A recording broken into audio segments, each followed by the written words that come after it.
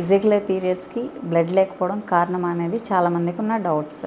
Blood లేకపోవడం వలన irregular periods వస్తుంది, ఎక్కువ బ్లీడింగ్ వస్తుంది, ఇవన్నీ ఉంటాయి. నార్మల్గా పీరియడ్ రెగ్యులర్ రావాలి అంటే హెచ్పిఓ యాక్సిస్ అనేది హైపోథాలమో పిట్యూటరీ ఓవేరియన్ యాక్సిస్, అది నార్మల్గా ఫంక్షన్ అయితే హార్మోన్స్ నార్మల్గా రిలీజ్ అయ్యి పీరియడ్స్ నార్మల్ టైంకి ఎలా రావాలో అలా వస్తాయి.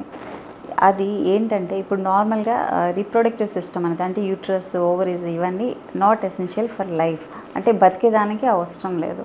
సో ఇలా మనకి రక్తం తక్కువ ఉందంటే బ్రెయిన్ అనేది ఫస్ట్ ఏంటి సిగ్నల్స్ వెళ్తాయి బ్రెయిన్కి, ఓకే ఈ అమ్మాయికి ఏదో ప్రమాదం ఉంది, ఈ అమ్మాయిని కాపాడాలా అని చెప్పి ఫస్ట్ యూట్రస్కి ఓవరీస్కి బ్లడ్ తగ్గించేస్తుంది. బ్లడ్ తగ్గించేసి ఆ బ్లడ్ ఉన్న బ్లడ్ కాస్త ఏంటి బ్రెయిన్కి, హార్ట్కి ఇలా అమ్మాయిని బతికించేదానికి వాటికి సప్లై చేస్తుంది.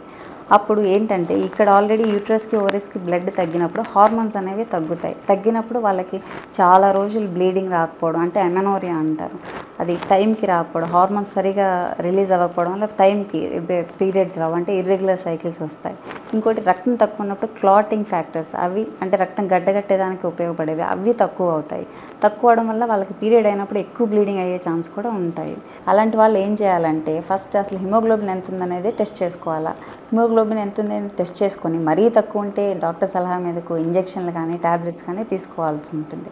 ఈలోపు ఏంటంటే డైట్ చేంజెస్లో వాళ్ళు జంక్ ఫుడ్ అనేది అవాయిడ్ చేయాల్సి ఉంటుంది.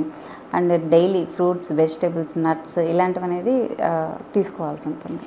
సో మీరు హెల్త్ చెక్స్ అనేది చాలా ఇంపార్టెంట్.